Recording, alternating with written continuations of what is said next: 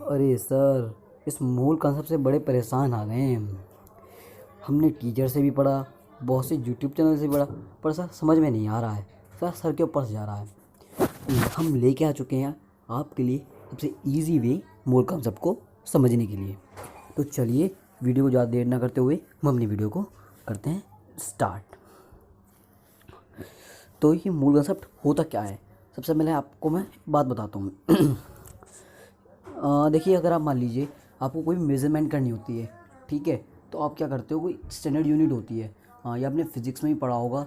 तो चलिए मैं एक बार आपको फिर भी थोड़ा सा क्विक रिवीजन करा देता हूँ स्टैंडर्ड यूनिट होता क्या है। अब जैसे मान लीजिए आपको कोई ऑयल नापना है या वाटर नापना है, ठीक है, आप किस में नापते हो, लीटर में नापते हो, ठीक है। आपको कोई टाइम नापना है, ठीक है, उसकी एक स्टैंडर्ड यूनिट आप सेकंड में नापते हो।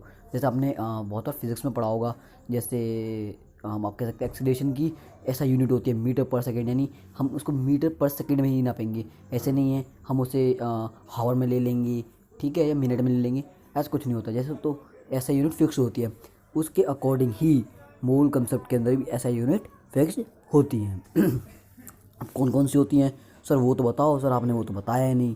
तो कोई नहीं, कोई दिक्कत वाली बात नहीं, हम बिल्कुल बताएंगे। हम आपको बताते हैं, ठीक है, ऐसा यूनिट होती कैसे। जैसे आप यहाँ टेबल देख सकते हैं, जैसे लेंथ की होती है मीटर, मास की होती है किलोग्राम, टाइम की होती है सेकेंड, इलेक्ट्रिक करंट की होती है एम्पेयर, टेम्परेचर की होती है केल्विन, और आपकी अमाउंट ऑफ सब्सटेंस की होती है मोल, और ये ल्यूमिनस इंटेंसिटी की होती है कैंडेला। अब ये जो ल्यूमिनस इंटेंसिटी है ये आप बाद में पढ़ेंगे, तो इस पर ज़्यादा ध्यान ना दें। बच्चों भाई हमारा टॉपिक है उस पर ध्यान दीजिएगा, ठीक है। तो मैं आपको बताता हूँ, जैसे अगर मान लीजिए आपने केमिस्ट्री में या वो 20-20 एलिमेंट तो याद किए ही होंगे, ठीक है। स्टार्टिंग के जो 20 एलिमेंट होते हैं वो कंपलसरी होते हैं, आपको याद करने ही होंगे। उसी के ऊपर आपको फॉर्मूला फॉर्मेशन करनी होती है, जो कि आप सीख के आ चुके होंगे। अगर नहीं आए तो आप प्लीज़ मुझे कमेंट में बताइएगा, मैं जल्दी से हो सके उसके ऊपर वीडियो बनाने की कोशिश करूँगा। तो पहले हम अपने टॉपिक को समझ लेते हैं कि ये स्टैंडर्ड यूनिट होता क्या है। मैंने आपको बताया किसी भी चीज़ को मेज़रमेंट अगर हमें करना है तो हम उसे किस में मेज़रमेंट करेंगे, स्टैंडर्ड यूनिट में करते हैं, ठीक है। जैसे अभी आपको बताया टेबल पढ़ गए मैंने, जैसे लेंथ का मीटर, मास का किलोग्राम, टाइम का सेकंड, ठीक है, एक्सेट्रा एक्सेट्रा। अब भाई सर क्या ये हमारे केमिस्ट्री में सर ये कहाँ पर यूज़ करता है? अरे बिल्कुल करता है। जैसे मैंने आपको भी बताया कि जो हमने 20 एलिमेंट याद किए हैं उनका मास होता है कुछ, जैसे वाटर का होता है 1U, और ऑक्सीजन का होता है 16U, और आपका कार्बन का होता है 12U, ठीक है। आपने ऐसे देखा होगा। सर ये समझ में आ गया सर, ये 1, 12, सर 6, बट सर ये यू क्या है सर, ये तो बताओ। सर ये यू ही एक स्टैंडर्ड यूनिट है जिसके अंदर हम इसे मेज़र करते हैं, ठीक है। और यू का मतलब होता है यहाँ पर यूनिफाइड मास, ठीक है। समझ में आ गया स्टैंडर्ड यूनिट क्या होता है, ठीक है। अगर हम सर ठीक है, और अगर मान लीजिए अगर हमें उसमें नापना है, ठीक है। अब मैं आपको समझाता हूँ ये मोल क्या है। सबसे पहले आपको इस मोल वर्ड का ही मतलब समझाता हूँ। अब मैं क्या होता है, मैंने आपको ऐसा यूनिट समझा दिया, आपको मोल समझने में बहुत आसानी होगी। अगर मैंने आपसे पूछा कि सर बताइए कि एक ग्रोस में कितने आइटम होंगे, सर एक ग्रोस में होते हैं सर आपके 144 आर्टिकल्स होते हैं, ठीक बताया आपने, ठीक है सर। अब यही मैंने आपसे पूछा एक दर्जन में कितने होते हैं, आप बोलोगे सर 12। अब मैंने बोला चलिए बताइए एक दर्जन में कितनी पेंसिल होंगी, 12। एक दर्जन में कितने एप्पल होंगे, 12। एक दर्जन में कितने मैंगो होंगे, 12। एक दर्जन में मैंने पूछा बुक कितनी होंगी, 12। सर ये क्या पगला सर पूछ रहे हो, सर 12 ही तो होंगे सर, बार बार रिपीट क्यों करा रहे हो? तो यही होता है मोल में भी, यानी एक मोल के अंदर फिक्स्ड क्वांटिटी आएगी। ये मोल भी एक क्या है, स्टैंडर्ड यूनिट होती है, ठीक है। अब समझाता हूँ, एक मोल के अंदर कितने एटम्स आएंगे, ये एटम्स को नापने के लिए क्वांटिटी होती है, ठीक है। अगर आपसे कभी भी पूछ लिया जाए कि एक मोल के अंदर कितने एटम्स होंगे, चाहे वो कोई भी आर्टिकल हो, जिस प्रकार अभी मैंने आपको बताया कि ये 12 जो डजन वाला मैंने आपको एग्जांपल दिया, उसी के अकॉर्डिंग एलिमेंट में भी, या एलिमेंट ले लीजिए आप, मॉलिक्यूल ले लीजिए, सब में ये सब चीज़ फॉलो होती है, ठीक है। तो अब जैसे कि हम पढ़ रहे हैं अब आपको मोल का मतलब समझ में आ गया होगा, ठीक है। मोल क्या किसे कहते हैं, एक तरह की स्टैंडर्ड यूनिट होती है। अब याद रखिए मोल के अंदर हमेशा 6.02 22×10⁻23 एटम्स होते हैं, जिसे हम एवोगैड्रो भी नंबर कहते हैं। अब देखिए ये बहुत मैजिकल नंबर है, आप इसको या तो याद कर लीजिए अगर कहीं पर लिख लीजिए, ये बहुत इंपॉर्टेंट नंबर होता है, ठीक है। इसी के ऊपर हम बहुत सारे न्यूमेरिकल्स करेंगे, तो आप इसको याद रखिएगा या फिर कहीं पर नोट कर लीजिए। और देखिए जब भी आप पढ़ने बैठते हैं तो मेरा तो मानना ये है, आप अपने साथ एक पेंसिल या पेन और एक रफ नोटबुक लेकर हमेशा बैठें, ताकि आपको अगर आप मान लीजिए आपको कभी रिवाइज करना है तो आपको दोबारा याद आसानी से आ जाए। तो अब हमने यहाँ पर मोल भी समझ लिया, मोल क्या होता है, स्टैंडर्ड यूनिट क्या होता है, ठीक है। तो हम आगे बढ़ते हैं। अब क्या है भाई, मास और नंबर ऑफ़ पार्टिकल के बीच में क्या है, क्या डिफ्रेंशिएट है, ठीक है। भाई देखो यहाँ पे एक एग्जांपल दिया है, मैं आपको समझाता हूँ। मान लीजिए आप एक शॉप पर, ठीक है, आपको चाहिए भाई 500 स्क्रू चाहिए, भाई कोई वर्क हो रहा है आपके घर में, मैंने मान लिया, ठीक है। भाई आपको 500 स्क्रू चाहिए। भाई शॉपकीपर तो ऐसे नहीं भाई एक एक गिनने बैठेगा, एक एक गिनने बैठेगा, तो ऐसा बहुत टाइम लग जाएगा। बट उसने यही आइडिया लगाया, एक स्क्रू का वजन कितना होता है 0.8 ग्राम, यहाँ पे लिखा हुआ भी आप देख सकते हैं, ठीक है। तो 500 स्क्रू का वजन कितना हो जाएगा 400 ग्राम, यानी 400 ग्राम में कितने आ जाएंगे 500 स्क्रू। यानी यहाँ पर हमने दिखा दिया कि मास और नंबर ऑफ़ पार्टिकल का भी रिलेशनशिप होता है, ठीक है। चलिए मैं आपको दोबारा बता देता हूँ ये कैसे किया हमने। हमें मालूम था एक स्क्रू का वज़न कितना था 0.8 ग्राम, ठीक है। तो भाई 500 स्क्रू का कितना वज़न हो जाएगा 400 ग्राम। तो यानी इसके अंदर क्या नाम है, हम क्या करेंगे, एक वेट वाला जो भी आप मेज़रमेंट वाला डिवाइस यूज़ करते हैं, उस पर आप 400 ग्राम स्क्रू डालेंगे, वो आपके कितने स्क्रू होंगे 500 ग्राम हो जाएंगे, ठीक है। तो चलिए अब हम आगे बढ़ते हैं। अब मोल नंबर यूनिट, अब मास ऑफ एन एटम और molecule important property. However you discussing the quantity aspect of chemical reaction, the number of reacting atom of molecule is more significant than their mass. Let us understand with this the help of following activity. देखिए यहाँ पर बहुत सारी activity दी है, मैं आपको ये note अपनी डिस्क्रिप्शन में प्रोवाइड करा दूंगा, आप वहाँ से इजीली से इसको ले लीजिएगा, ठीक है, ताकि आप इसको पढ़ लीजिएगा, ठीक है। एक्टिविटी को आप एक्टिविटी को पढ़ लेंगे तो आपको और अच्छे से क्लियर हो जाएगा। अब देखिए भाई यहाँ आया हमारा एवोगैड्रो कांस्टेंट, मैंने आपको बताया था स्टार्टिंग में। ये देखिए आप इसके पैराग्राफ के लास्ट वाली लाइन में देखिए एक नंबर लिखा हुआ है, that the 1 mole 6.022 into 045 into 10⁻23 लिखा हुआ भाई यहाँ पर। ये जो नंबर है ये इसी से राउंड ऑफ होकर फिर बाद में बनाए नंबर कौन सा हमारा 6.0 into 1022 into 10⁻23, जो आपको मैंने स्टार्टिंग बताया था एवोगैड्रो नंबर। तो आप इसको पढ़ लीजिएगा, ये मैं आपको बता चुका हूँ एवोगैड्रो नंबर क्या होता है। ये एक मोल के अंदर कितने पार्टिकल होते हैं उसको बताता है, ठीक है। तो चलिए हम आगे बढ़ते हैं। हाँ एक मैजिकल नंबर है, ये मैं आपको लास्ट में बताऊँगा ये किस तरह से मैजिकल है, ठीक है। अब यहाँ पर कुछ केमिस्ट्री के एक्टिविटी दी हुई है, आप इसको देख लीजिएगा। हाँ देखिए जैसे दिया हुआ है 1 मोल ऑफ कार्बन में कितने एटम्स होंगे 6.022 into 10⁻23, और 1 मोल ऑफ O2 में कितने होंगे 6.022 into 10⁻23। सर बट यहाँ तो सर एटम था और यहाँ सर एलिमेंट हो गया, ओ सॉरी मतलब मेरा कहने का मतलब ये है सर यहाँ पर एलिमेंट था और सर यहाँ मॉलिक्यूल हो गया। सर क्या मॉलिक्यूल के अंदर भी होगा, बिल्कुल होगा। यानी किसी भी आप एटम में ले लीजिए या किसी भी मॉलिक्यूल में ले लीजिए, दोनों के अंदर एवोगैड्रो अगर आपको कहीं भी दिखा देता 1 मोल, आप समझ जाइए इसके अंदर कितने होंगे 6.022 into 10⁻23 एटम्स प्रेजेंट होंगे, ठीक है। कोई कंक्लूजन नहीं, इसके बारे में हम आगे बढ़ते हैं। अब देखिए भाई यहाँ कुछ फॉर्मूलेज लिखे होते हैं, ठीक है। बहुत से जो लोग होते हैं वो क्या करते हैं फॉर्मूलेज करते हैं, बट मैं आज आपको यहाँ पे थ्योरी बेस समझाऊंगा। अगर आप थ्योरी पढ़ ली तो आप क्या कर सकते हैं, मान लीजिए आप एग्ज़ाम में बैठे हैं, ठीक है भाई, ऐसा तो है नहीं फॉर्मूले इसी चैप्टर में आगे भी चैप्टर में आप फॉर्मूले भूल सकते हो, तो इसलिए मैं आपको थ्योरी बेस बताऊँगा कि किस तरह से करना है, ठीक है। तो चलिए कुछ एग्जांपल्स दिए हैं, ठीक है। अब हम यहाँ कुछ करने वाले हैं न्यूमेरिकल्स, अब मैं आपको बताऊँगा कैसे इसमें क्या होने वाला है, ठीक है। अब देखिए हमें क्या करना होगा, देखिए यहाँ पे लिखा हुआ कुछ, मैंने एक टेबल बनाया है जो आप देख सकते हैं, मेरे कुछ नोट्स हैं उसके अकॉर्डिंग मैं आपको बता रहा हूँ। देखिए लिखा हुआ एटॉमिक मास, हाइड्रोजन के आगे 1 लिखा है, ऑक्सीजन के आगे 16 लिखा है, कार्बन के आगे 12 लिखा है, सोडियम के आगे 14 और एल्यूमिनियम के आगे 27। देखिए ये होता है एटॉमिक मास होता है, ठीक है, जिसके ये फिक्स्ड होता है, ये कभी भी चेंज नहीं हो सकता। ये आप पहले ही पढ़ के आ चुके होंगे। जी मैं आपको बता चुका हूँ जो स्टार्टिंग के 20 एलिमेंट होते हैं ये आपको याद करना पड़ता है। आप इनका एटॉमिक मास भी याद कर लीजिएगा और 20 एलिमेंट भी याद कर लीजिएगा, क्योंकि इन्हीं 20 एलिमेंट के बेसिस पे आपके फॉर्मूले फॉर्मेशन होती है, इन्हीं के बेसिस पे आपके न्यूमेरिकल्स वगैरह भी आ जाते हैं।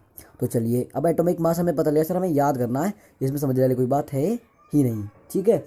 अब बात आती है मॉलिक्यूलर मास। अब देखो भाई मॉलिक्यूलर मास कैसे हम निकालेंगे। देखो भाई मैंने लिया वाटर, भाई वाटर की केमिकल फॉर्म क्या होती है H2O, ठीक है, ठीक है H2O, ठीक है। अब भाई देखो मैंने इसका लिखा हुआ 18U। सर कैसे निकाला वो तो बताओ। देखो भाई अब बताता हूँ। H का एटॉमिक मास कितना होता है 1, साइड में आप देख सकते हैं, ठीक है सर। और ऑक्सीजन का वजन कितना होता है 16। भाई देखो हाइड्रोजन का आप देख सकते हैं यहाँ पर 2 लिखा हुआ है, नहीं हाइड्रोजन कितने पार्टिकल है उसके अंदर 2, तो 1 × 2 कर देंगे। भाई ऑक्सीजन कितने पार्टिकल है 1, तो 16 की मल्टीप्लाई किस हो जाएगी 1 से, ठीक है। अब हम मल्टीप्लाई करने के बाद क्या आएगा 2 और 16, और 2 और 16 को प्लस करेंगे तो कितना आ जाएगा 18U। अब U क्या है ये नहीं पूछेगा, क्योंकि मैं आपको स्टार्टिंग में बता चुका हूँ। U एक यूनिफाइड मास होता है, इसे हम स्टैंडर्ड यूनिट कह सकते हैं, जिसे हम मेजरमेंट एटॉमिक मास मेजरमेंट करते हैं, ठीक है। अब देखो भाई दूसरा एग्जांपल है शुगर, ठीक है, जिसमें क्या होता है CHO, ठीक है। जो आपके कार्बन है उसके 16 पार्टिकल होते हैं, हाइड्रोजन के 12, ऑक्सीजन के 6, ठीक है। अब देखना भाई कार्बन के एक पार्टिकल में मास कितना होता है 12, आप साइड में देख सकते हैं, ठीक है सर। हाइड्रोजन में कितना होता है 1, आप देख सकते हैं इजीली। ऑक्सीजन में भाई 16 होता है। भाई मैंने देखा भाई यहाँ कार्बन के कितने पार्टिकल हैं 6, तो 6 × 12 कर दिया, प्लस उसके बाद मैंने देखा भाई जो हाइड्रोजन है भाई उसका मास 1 होता है, 1 × 12 कर दिया, फिर मैंने लगा दिया प्लस। अब भाई मैंने देखा ऑक्सीजन का मास, मैंने देखा भाई ऑक्सीजन का मास कितना होता है 16 और कितने पार्टिकल है 6, तो 16 × 6 कर दिया, तो 72 + 12 + 96, ठीक है। तो वजन कितना आ गया हमारा 180U, ठीक है। अब हमें पता चल गया मॉलिक्यूलर मास कैसे निकालते हैं, हमें ये मालूम है एटॉमिक मास हमें याद करना है, मॉलिक्यूलर मास कैसे निकालना है जब आप सीख चुके हैं, ठीक है। अब हम देखते हैं भाई मोलर मास क्या होता है। अब भाई देखो मोलर मास क्या होता है, सबसे पहले मैंने आपको स्टार्टिंग में बताया था मोल क्या होता है, ठीक है, कैसा यूनिट होती है किसी भी मेजरमेंट करने के लिए, एटम्स को मेजरमेंट करने के लिए, ठीक है। अब भाई मैंने बोला भाई इसमें भी मेरे को मास निकालना है, भाई 1 मोल ऑफ हाइड्रोजन में कितना वजन होता है। पहले ये बताइए एक हाइड्रोजन की एटॉमिक मास कितना होता है 1U होता है, बट सर आपने यहाँ लिखा है 1 ग्राम, सर ये कैसे किया सर, ये तो बताओ। देखो इसमें आपको ज़्यादा कुछ ध्यान देने वाली बात नहीं है, आपको क्या करना है बस जहाँ पर भी अगर आपको मोलर मास निकालना हो, तो अगर जैसे पूछ लिया जाए आपसे 1 मोल ऑफ ऑक्सीजन, तो आपको क्या करना है फटाफट से वहाँ पर U लिखा होगा वो, ठीक है। आपको मालूम है 16U होता है, आप U को कर दीजिए बस G यानी ग्राम, बस आपका काम इतना है, आपको बस रिप्लेस कर देना, ये आपका क्या निकल के आ जाएगा मोलर मास। अब आपको एटॉमिक मास पता चल गया कि कैसे निकालना है, हमें ये याद करना है। मॉलिक्यूलर मास आ गया कैसे निकालते हैं, और मोलर मास तो सबसे ही आसान है, हमें उसमें क्या करना है बस रिप्लेस करना है, ठीक है। तो आगे बढ़ते हैं भाई। एवोगैड्रो नंबर मैंने आपको बताया था, इसका नंबर होता है 6.022 × 10⁻23। भाई वो क्वेश्चन क्या है, what is the atomic mass of carbon. भाई देखो एटॉमिक मास पूछ रहा है, जो कि ये तो मैंने आपको बताया था, ये आपको याद करना पड़ता है। देखिए आप ऊपर जाके देख सकते हैं, देखिए कार्बन 12 लिखा हुआ है, ठीक है, तो यानी इसका आंसर कितना हो जाएगा 12U, ठीक है सर। अब पूछा what is the molecular mass of carbon. भाई देखो कार्बन का मॉलिक्यूलर मास पूछ लिया, यानी कार्बन के 2 पार्टिकल का मास पूछ रहा है, ठीक है, तो 2 × 12 कर दो, कितना हो जाएगा 24, ईजिली आ गया, ठीक है। अब भाई what is the molar mass of 1 mole of carbon. मैंने आपको बताया था U को जल्दी से G से रिप्लेस कर दीजिए, तो यहीं पर हमने क्या करा 12 को U से G से रिप्लेस कर दिया, जहाँ पर U था वहाँ पर हमने क्या कर दिया G, ये हमारा क्या निकल गया मोलर मास निकल गया, ठीक है।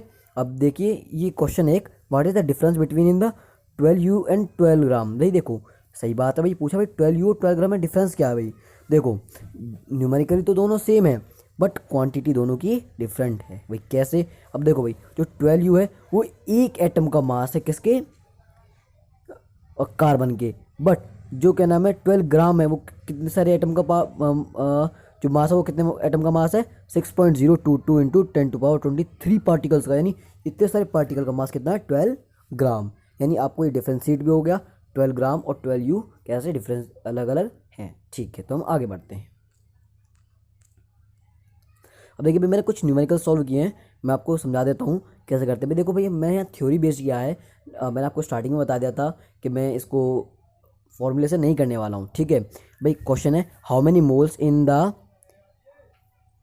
32 ग्राम ऑफ ऑक्सीजन। ठीक है भाई, अब हम पहले लिख लेते हैं इन 1 mole of O2 6.022 into 10⁻23 particle होते हैं। ठीक है भाई, इतने एटम होते हैं एक ऑक्सीजन के मॉलिक्यूल में। मैंने आपको बताया था चाहे वो मॉलिक्यूल हो या एटम हो, उसके अंदर कितने कोई भी किसी भी का मतलब किसी भी आप एलिमेंट का वो ले लीजिए मोल, उसके अंदर इतने ही पार्टिकल होंगे। भाई हमें एटॉमिक मास याद है कितना होता है 16U, उसे G से रिप्लेस कर दो, हो गया 16 ग्राम। अब भाई 16 ग्राम में कितने मोल होते हैं, 1 मोल होता है। तो भाई 32 ग्राम में क्या होगा, तो हम यहाँ लगा देते हैं एक्स, इसे हम क्या करते हैं एक्सपोर्ट कर लेते हैं। ठीक है भाई, अब हम क्या कर देंगे क्रॉस मल्टीप्लाई कर देंगे, यानी 16 की मल्टीप्लाई होगी x से, 32 की मल्टीप्लाई होगी 1 से। ठीक है, अब भाई 32 को 1 से मल्टीप्लाई किया 32 आ गया, 16 की मल्टीप्लाई x से करी 16x आ गया।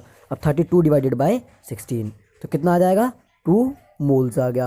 अब how many atom in 0.5 mole of oxygen पूछ रहा है। अब भाई देखो मैं एक सिंपल सी ट्रिक बताता हूँ आपको। 0.5 यानी 1 का आधा, तो आप जानते हैं क्या नाम है एक मोल के अंदर कितने एटम होते हैं 6.022 इंटू 10⁻23, तो आप उसका आधा कर दीजिए। बट हमें टीचर को तो हम ऐसे बता नहीं सकते, हमें शो करना पड़ेगा, तो हम शो के लिए आपको बता दो तो ये कैसे होगा। तो भाई इन 1 मोल ऑफ कितने पार्टिकल होते हैं 6.022 इंटू 10⁻23 पार्टिकल होते हैं। ठीक है, तो भाई 0.5 मोल में कितने होंगे, हमने यहाँ पर लेट भी एक्स कर लिया। अब भाई एक्स की मल्टीप्लाई होगी 1 से, अब 0.5 की मल्टीप्लाई होगी 6.022 इंटू 10⁻23 से। अब भाई इसका मल्टीप्लाई करेंगे तो मल्टीप्लाई करने में कितना आ जाएगा 3.011 इंटू 10⁻23 आ जाएगा। ठीक है, ये अभी हमने समझ लिया। अब थर्ड क्या है how many moles in 9 gram of H2O पूछ रहा है। भाई कितने मोल्स होंगे भाई 9 ग्राम में। ठीक है, हमें मालूम है 1 मोल ऑफ H2O में कितने एटम्स होते हैं 6.022 इंटू 10⁻23 होते हैं। इसका वजन कितना होता है 18 ग्राम हो जाएगा, क्योंकि 18U होता है, हम इसे G से रिप्लेस कर चुके हैं। ठीक है, तो 1 मोल में कितना वजन हो जाएगा 18 ग्राम, तो 9 ग्राम में कितने मोल होंगे इसे हम एक्सपोर्ट कर लेंगे। ठीक है, अब x की मल्टीप्लाई होगी 18 से, 9 की मल्टीप्लाई होगी 1 से। ठीक है, अब 9 मल्टीप्लाई 1 9 आ जाएगा, और 18 की मल्टीप्लाई करेंगे x से तो 18 आ जाएगा। अब भाई 9 के नीचे जाएगा 18, डिवाइड करने में कितना आएगा 0.5 निकल के आ जाएगा। भाई पूछ रहा है how many mole in the 14 gram of nitrogen. भाई नाइट्रोजन के 14 ग्राम में कितने मोल्स होंगे। हमें मालूम है 1 मोल ऑफ नाइट्रोजन में 6.022 इंटू 10⁻23 एटम्स होते हैं, जो कि किसके बराबर है 14 ग्राम। तो यहीं से हमारा आंसर निकल के आ जाता है, यानी कितने मोल्स होंगे 1 मोल होंगे। ठीक है, अब अपना लास्ट क्वेश्चन देख लेते हैं हम how many atoms in 2 mole of N। भाई अब 2 मोल N में कितने, अब यहाँ N का मतलब होता है नाइट्रोजन। ठीक है, आप सिंबल भी इसे याद कर लीजिएगा।